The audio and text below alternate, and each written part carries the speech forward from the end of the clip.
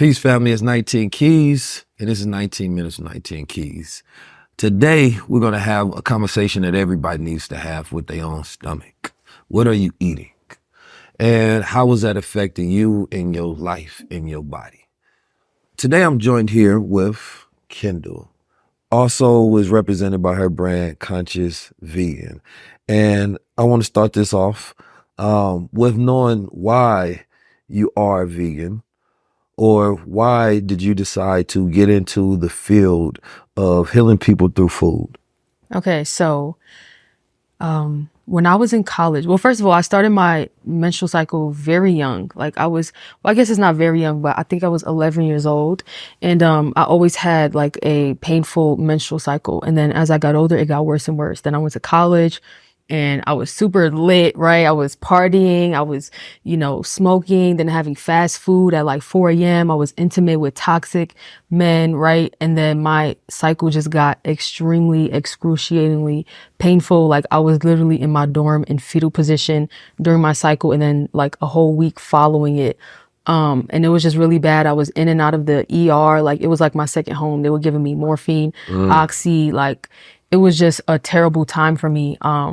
And then eventually, I was rushed into emergency surgery because I went into the ER with like the most excruciating pain I've ever felt.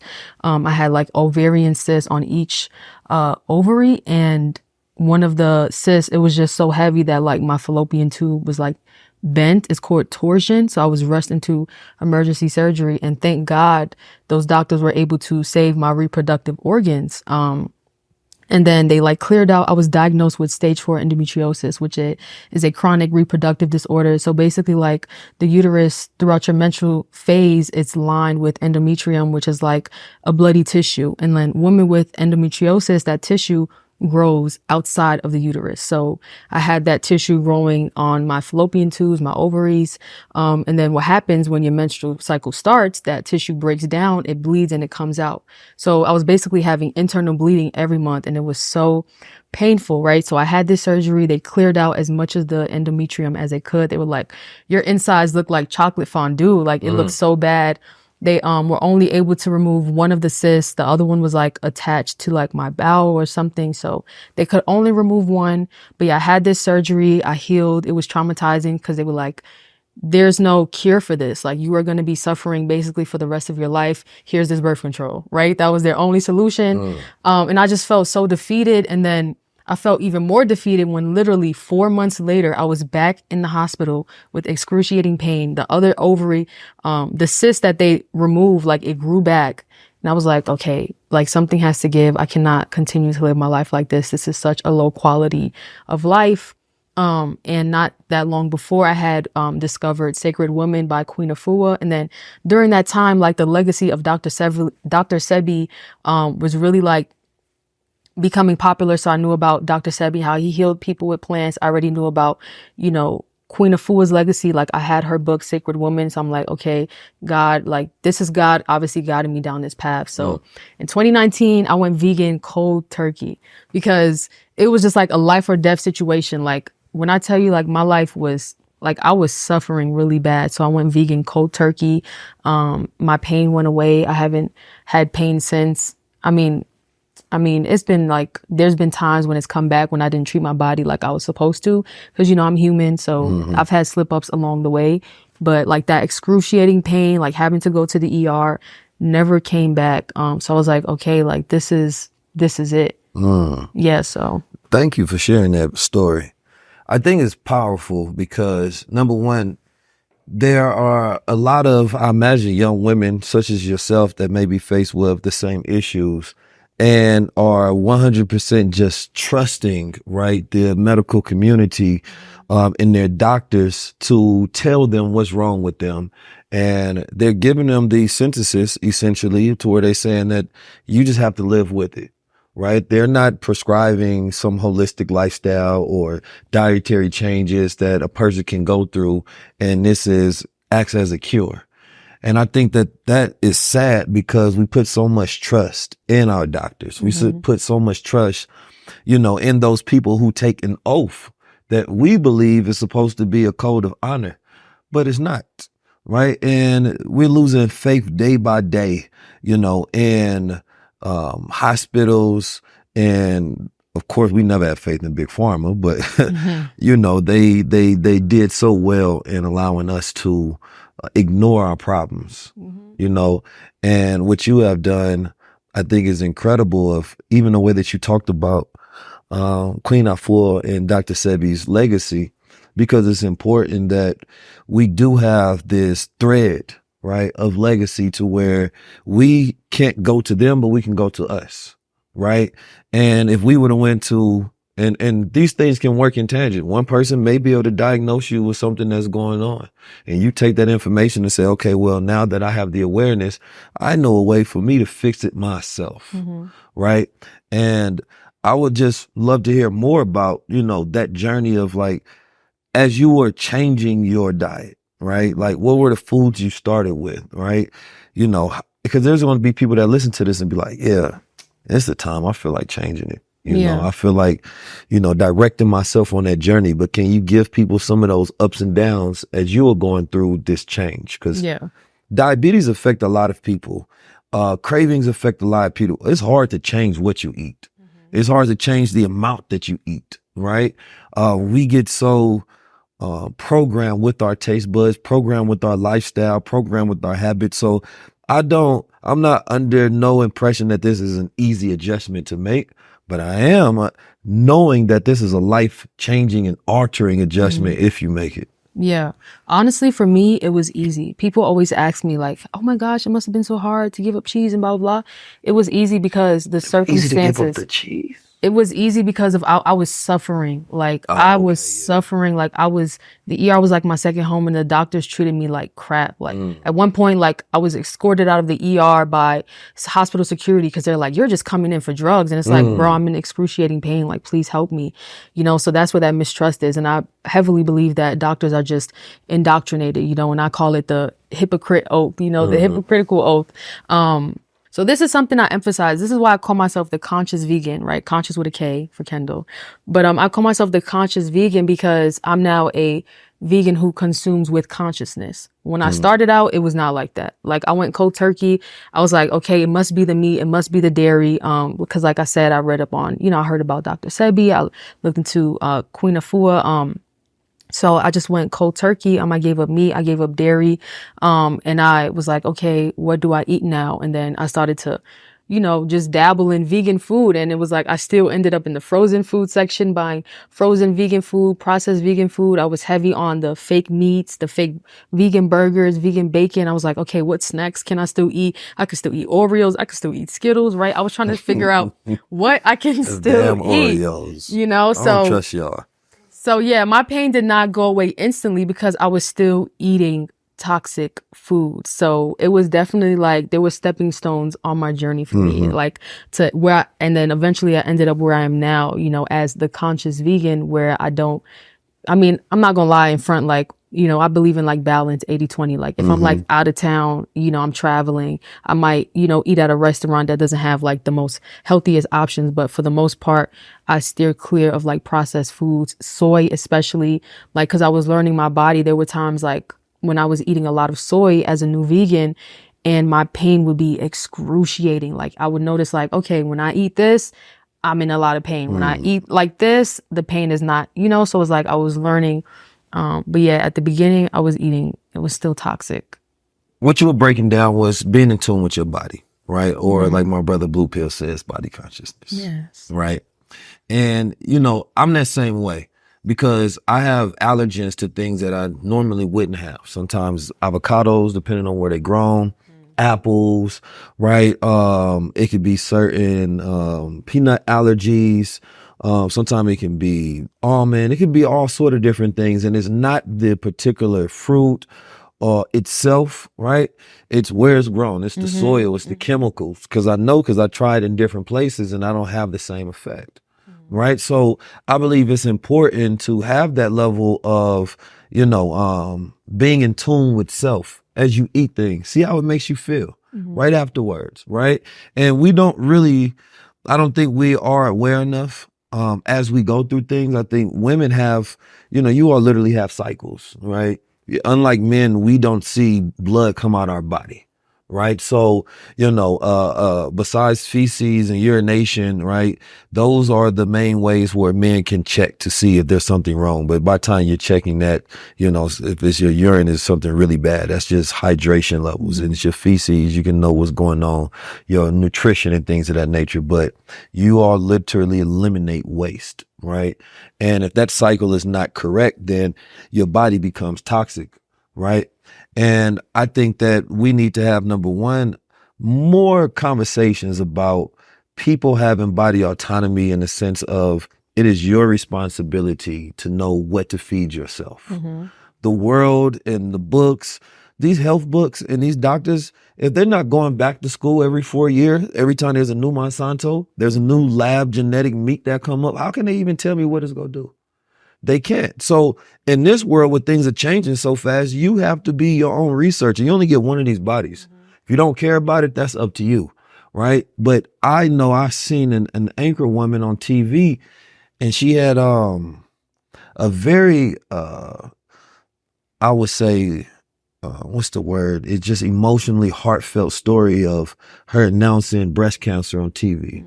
And she was like, I work out, I eat clean, I do all of these things. I don't smoke, I don't drink, I don't do all of this, and it still happened to me. And the problem when the food is poisoned, right? Don't matter if you think you're eating clean, but the source of that food is dirty, right? The dirt is dirty. And it's dirty because there's toxic waste inside of it, and it's chemicals that are alien to the body, and the body can't do anything with that besides create inflammation, besides attack ourselves and say, yo, stop doing this. So it's like a siren that goes off. So you listen to those sirens, you adjust it. So even when people may be like, yo, I'm not with the vegan thing, but wait a minute. You're not even thinking about how it helps so many people who have situations just such as yourself. Most people don't just switch over because they just stop liking meat. They switch over because a siren, a trigger, a signal, something goes off in the body that says you can't keep doing this. And you need to find another way to go about life. Yeah. Right? Now, I remember when I first started eating vegan food, wasn't that good. Right? They was making the same old thing. It was salty and bland. And we in Denver. And I talked about it. I went to a spot out here and I ordered me some fried cauliflower, right? Now I got the food. Food was bland. So I asked the waiter, I said, can you go get me the seasonings y'all got in the back? She said, we got salt and pepper. I said, y'all running a restaurant on salt and pepper? So she went back there after like 5 minutes and said, let me think about this. Let me help this brother out. Now this is this white lady, and she went back and she got me some pepperoni and some cayenne. You know what I mean? Now I mixed them all together, added a little magic, like bodily energy. You feel me? And then I tried it again and it was hitting. Now I'm getting to the point you be making food. So people ain't got to do all of that. They ain't got to go to a restaurant and then re-season their food. So how can a person make good vegan food, especially transitioning where they don't feel like it's medicine because it tastes like it's candy? Okay, before I answer that question, I want to touch on... It ain't got to taste like candy. I just like the way that sounded when I said it. Okay, I'm sorry. But before I answer that, you just said a lot, and I want to touch on something you said. First of all, the vegan community gets a lot of hate, and I understand that. I just want to say that vegan does not mean healthy. I emphasize this on my platform. And also, vegan is not the only way. Like, God gave us free will, and I don't believe it's the only way. You just need the information so that you can do it properly. Like, you can thrive off of, a meat and dairy diet if the food is not contaminated, so I just want to say that. All the honeybee vegans might be mad. I'm sorry. I wasn't one of those vegans who went vegan for the animals. I do, respect the animals. I believe we should honor animals, but I did it for my health. Honestly, the conscious vegan is just, to be real, it's more marketable. Like, I couldn't say I'm the conscious plant-based person, so that's what that is. I like the branding. Keep using it. But I feel like it actually fits because the conscious vegan is saying that you're aware of right, the reality of veganism. And it's not just some fad or thing that you're following without knowing what you're doing. So I like that addition in front of it. Yeah. And also, I don't want people to think that I'm all about food. Like, that was just phase one of my journey. Like that led to me cleaning up my diet, led to mental clarity, and then that led to a spiritual awakening, you know, and that's where the true healing took place, because I dealt with so much trauma. Like, women, we store trauma in our hips, in our womb. And I know that that's where a lot of that came from me. Like I said earlier, you know, I was intimate with men who didn't respect me. You know, I dealt with some, you know, sexual trauma when I was in college. And I feel like that's what triggered that drastic change where I was in so much pain. But the food, that was just step one. So you might have people who are like, I don't smoke, I don't drink, but I have cancer. But it's like, you know, how are you mentally and spiritually? So before I move on to answer that question, I just wanted to say that. But No, well, first of all, thank you, because actually that was great. I think that's important because there are toxic vegans for sure. To have just one aspect of your life, you know, where you think that this is where you're doing good, doesn't really matter, right? It's not unless you have these other factors that coincide and reinforce it. Absolutely. Right. So, you know, in our generation, you know, we don't really take accountability for things. Everything is happening to us, right? Not because of us. And I think that especially, you know, in young males and especially young women as well, you know, we don't think about our lifestyle decisions and that cause and effect, but we want everybody to feel sorry for us when the effects of everything that we have caused happens to us. And I think that it's very important to have that within the messaging that, yeah, it's not just about eating, but you talked about lifestyle, sexual habits. You talked about the way you was thinking. You definitely talked about cleaning up your life from a holistic standpoint. Because you're correct. Some people may have heard that and be like, oh, I just need to change the way I eat. I ain't got to do all other stuff she changed. Then it's like, well, you may not get all the results as well. Exactly. But if you are ready to make that change, to not even just necessarily go vegan or plant-based, but to incorporate more organic plants. Yes, go healthy and incorporate more organic plant-based foods into your, I don't even like to say diet because it has the word diet in it, but into your lifestyle, period. First of all, like you said, seasonings, right? Seasonings. And one of the main things that helped me transition was to just recreate the foods that I was already familiar with. Because I grew up in like, you know, I grew up in a Hispanic household. I grew up in New York City, first of all. So we just have, it's so diverse. So like you got the Jamaican food, you got the Ethiopian food, the Indian food, the Chinese food, right? And it's like I grew up with all these foods that I love. It tastes, man, good. But I know what it's doing to my body. Like, it's killing me. I want to have children someday. It's gonna, you know, so it's like, okay, I don't want to give up that flavor in my life. Yeah. But you know, I know that I can't continue to eat these toxic foods. So what I did was I got in the kitchen and I started to recreate everything. I'm like, what can I substitute this chicken for so that I still get that taste? You know, my food is still fire and I don't just have broccoli and carrots in front of me when I'm trying to transition. So that's exactly what I did. Like, I recreated the foods that I already knew and loved. I just, you know, recreated them with plants. You know, I substituted. But you got to be careful. Something I also want to add, you got to be careful with that. Like, when you become plant-based, and this is what I push on my platform, like you need to have the proper information to do it correctly, which is like a lot of us just starting off, you know, I'm not going to beat myself up because of the ignorance, but you know, a lot of people are vegan and still sick because, one, like I said, vegan does not mean healthy, but you can be plant-based and still not getting all the vitamins and minerals that your body needs. So it's like, you know, let's say I grew up on rice, beans, and chicken, right? All I did was take chicken off my plate. But what can I put on my plate to still give me that B12, right?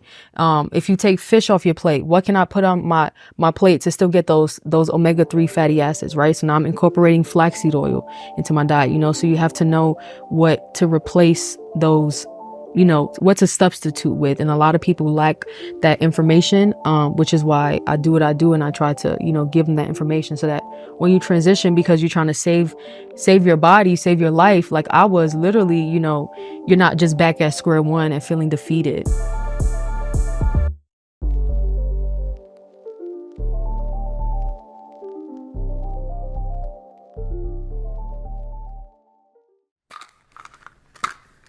Peace, family. 19 Keys.